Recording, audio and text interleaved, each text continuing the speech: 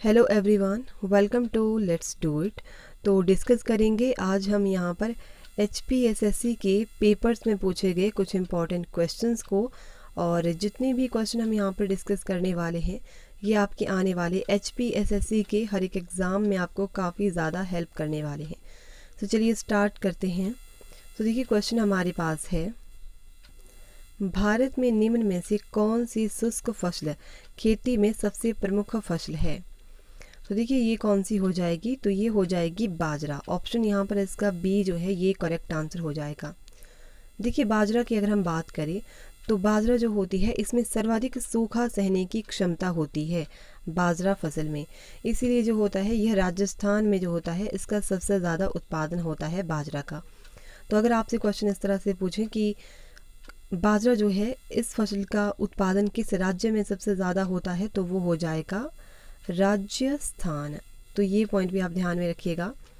Next question है, निम्न में से कौन सी नदी बिहार का शोक मानी जाती है।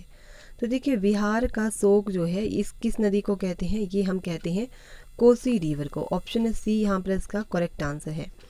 अच्छा, कोसी रिवर की अगर हम बात करें तो कोसी रिवर जो है ये निकलती है नेपाल से ये निकलती है और फिर बिहार में जाकर के ये प्रवेश करती है। और इसकी अगर हम बात करें कोसी रिवर की, तो देखिए कोसी जो है ये गंगा की एक सहायक नदी है। तो अगर आपसे क्वेश्चन पूछें कि कोसी नदी बिहार में जो है कहाँ जैसे गंगा में प्रवेश करती है, तो वो कटिहार के पास जो है कोसी नदी गंगा में प्रवेश करती है। नेक्स्ट क्वेश्चन है, नीम के पेड़ का मूल वतन है। Neem tree is a native of. तो नीम के पेड़ का मूल वतन क्या है, ये है म्यांमार। ऑप्शन यहाँ पर इसका बी करेक्ट है। नेक्स्ट क्वेश्चन है, मथुरा रिफाइनरी कच्चा तेल प्राप्त करती है।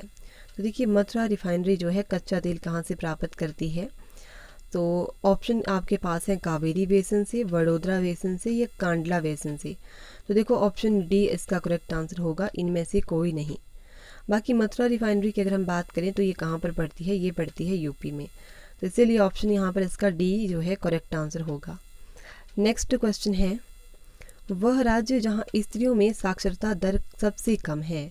तो देखिए ऐसा कौन सा राज्य है जहाँ पर स्त्रियों में साक्षरता दर जो है वो सबसे कम है, तो ये हो जाएगा बिहार। ऑप्शन बी इसका जो है करेक्ट आंसर हो जाएगा।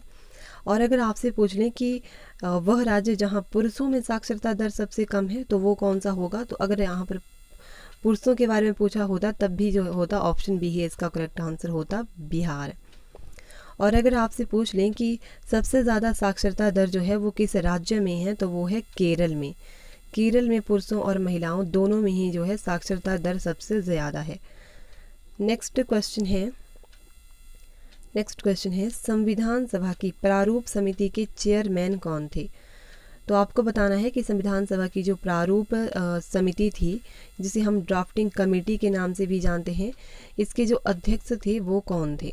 तो ये कौन थे, ये थे doctor Bhimrao Ambedkar. Option A इसका करेक्ट आंसर है। भीमराव अंबेडकर जो थे ये संविधान सभा की प्रारूप समिति यानी कि ड्राफ्टिंग कमेटी के जो थे वो चेयरमैन थे। और अगर आपसे राजेंद्र प्रसाद के बारे में पूछ लिया जाए तो देखिए राजेंद्र प्रसाद जो थे ये संविधान सभा की संचालन समिति के अध्यक्ष थे। संचालन समिति के अध्यक्ष कौन थे, तो वो थे राजेंद्र प्रसाद। और इसी के साथ में जो है आपको ये भी ध्यान में रखना है कि ये जो डॉक्टर राजेंद्र प्रसाद थे ये राष्ट्र ध्वज संबंधी तदर्थ समिति के भी अध्यक्ष थे। और अगर हम बात करें ऑप्शन डी की यानी कि जवाहरलाल नेहरू की, तो जवाहरलाल नेहरू जो थे ये संघीय संविधान समिति के अध्यक्ष थे। किसके अध्यक्ष थे, जवाहरलाल नेहरू। संघीय संविधान समिति के अध्यक्ष जो थे वो जवाहरलाल नेहरू थे। और ऑप्शन बी की अगर हम बात करें सी राजगोपालाचारी की, तो देखिए सी राजगोपालाचारी जो थे ये कैबिनेट मिशन 1945 के प्रस्तावों पर गठित अंतरिम मंत्रिमंडल में शिक्षा विभाग के जो मंत्री थे वो यही थे सी राजगोपालाचारी। शिक्षा विभाग के मंत्री सी राजगोपालाचारी।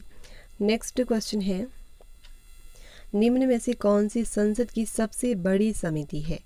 तो आपको बताना है कि संसद की जो सबसे लार्जेस्ट कमेटी है वो कौन सी है, तो वो कौन सी है, ये हो जाएगी आकलन समिति, जिसे हम इंग्लिश में कहते हैं estimate committee. So option B यहाँ पर इसका करेक्ट आंसर है।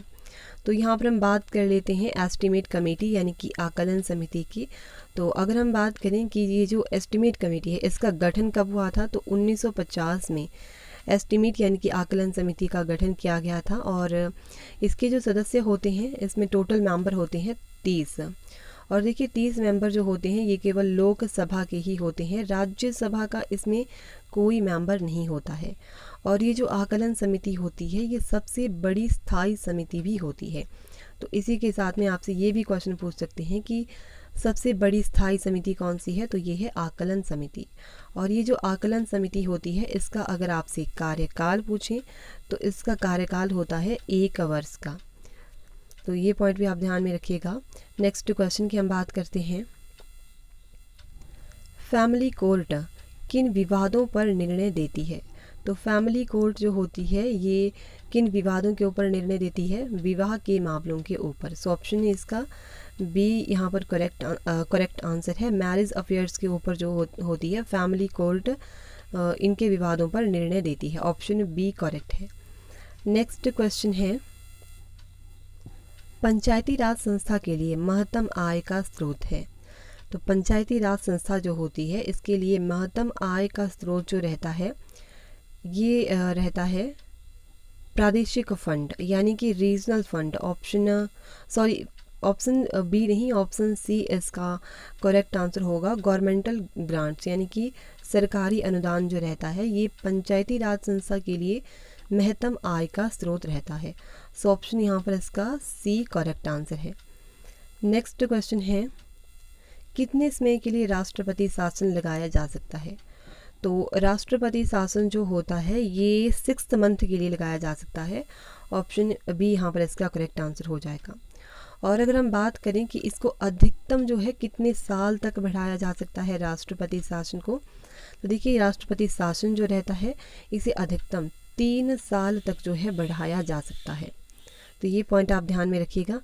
अच्छा, कमेंट करके बताइए कि राष्ट्रपति पर जो महाभियोग की प्रक्रिया रहती है उसका भारतीय संविधान के किस अनुच्छेद में वर्णन किया गया है। तो ये आप बताइए कमेंट करके। नेक्स्ट क्वेश्चन है, प्रथम पूर्ण भारतीय बैंक है। तो प्रथम पूर्ण भारतीय बैंक जो है ये कौन सा है, ये है पीएनबी यानी कि Punjab national bank. Option A यहाँ पर इसका करेक्ट है। और अगर हम बात करें पीएनबी की कि इसकी स्थापना जो थी वो कब हुई थी, तो इसकी स्थापना हुई थी 19 मई 1994 को। 19 मई 1894 को जो है पीएनबी की स्थापना हुई थी। कहाँ पर हुई थी, लाहौर में हुई थी इसकी स्थापना, जो कि कहाँ पड़ता है, पाकिस्तान में। और अगर आपसे पूछें कि इसका हेडक्वार्टर कहाँ पर है, तो न्यू दिल्ली जो है यहाँ पर जो है इसका पीएनबी का हेडक्वार्टर है।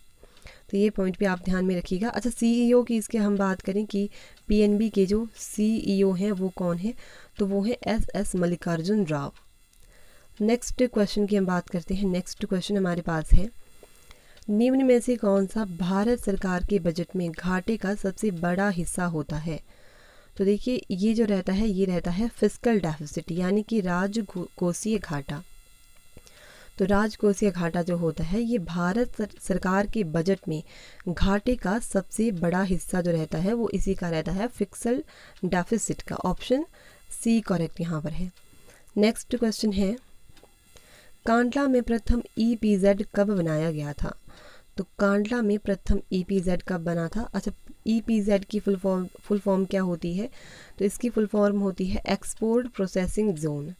क्या होती है, एक्सपोर्ट प्रोसेसिंग जोन इसकी जो होती है फुल फॉर्म रहती है। और कांडला में प्रथम ईपीजेड जो है कब बनाया गया था, तो इसे बनाया गया था 1965 में। ऑप्शन यहाँ पर इसका ए जो है ये करेक्ट आंसर है। नेक्स्ट क्वेश्चन है, भारतीय हरित क्रांति निम्न में से किसमें सर्वाधिक सफल रही है। तो भारतीय हरित क्रांति जो है ये सबसे ज़्यादा सफल रही है व्हीट एंड राइस के लिए, गेहूं तथा चावल। सो ऑप्शन सी यहाँ पर इसका करेक्ट आंसर है। अच्छा, अगर आपसे पूछ लें कि हरित क्रांति के जनक जो हैं वो किसे कहते हैं, तो हरित क्रांति के जनक जो हैं वो हैं नॉर्मन बोरलॉग। ये जो हैं ये हरित क्रांति के जनक हैं। और अगर आपसे क्वेश्चन कुछ इस तरह से पूछ लें कि भारत में हरित क्रांति के जनक कौन है, तो भारत में हरित क्रांति के जनक हैं एम.एस. स्वामीनाथन। एम.एस. स्वामीनाथन ये जो हैं भारत में हरित क्रांति के जनक हैं। नेक्स्ट क्वेश्चन है जीएनपी तथा एनएनपी के मध्य का अंतर बराबर है। तो जीएनपी तथा एनएनपी के मध्य का जो अंतर रहता है ये किसके बराबर रहता है? पूंजी हास्र।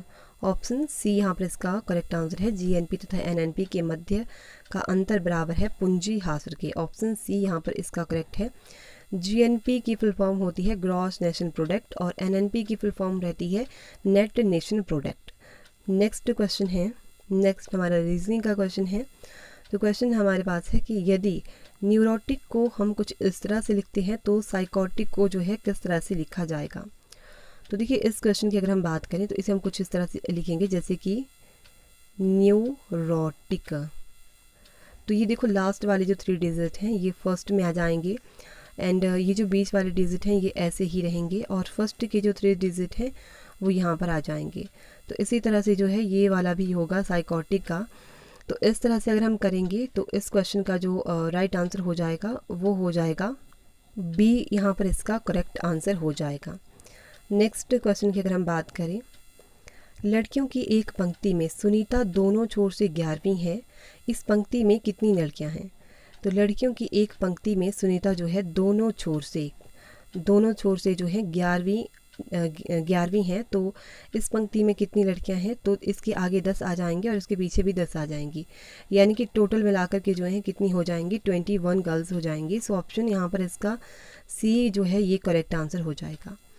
नेक्स्ट क्वेश्चन है, तो अगर इस क्वेश्चन को अगर हम सॉल्व करें तो देखिए ये वाला क्वेश्चन जो है ये कुछ इस तरह से होगा जैसे 4 जो है इसे हम मल्टीप्लाई कर देंगे 5 जो है इसे हम मल्टीप्लाई करेंगे 4 के साथ तो हमारे पास आ जाएगा 20 एंड 20 को हम माइनस कर देंगे 5 के साथ तो फिर हमारे पास आ जाएगा 15।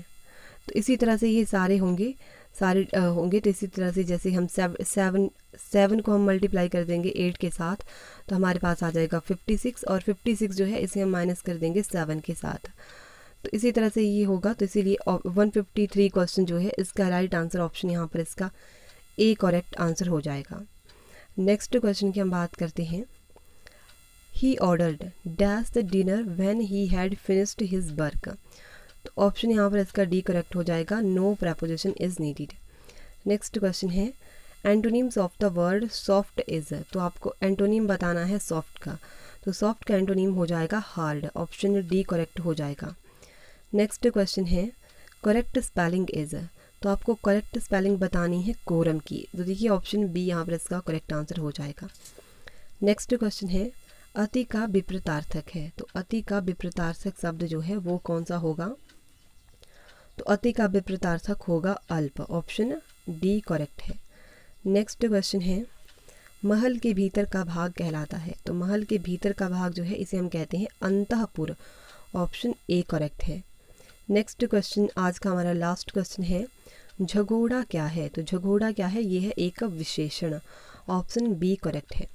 तो देखिए आज के लिए हम इतने ही क्वेश्चंस को डिस्कस करेंगे। तो अगर आपको वीडियो अच्छी लगी है तब आप वीडियो को लाइक कर सकते हैं और इसी तरह की अगर आप और वीडियोस पाना चाहते हैं तब आप हमारे चैनल को सब्सक्राइब कर सकते हैं। तो चलिए मिलते हैं नेक्स्ट वीडियो में। धन्यवाद।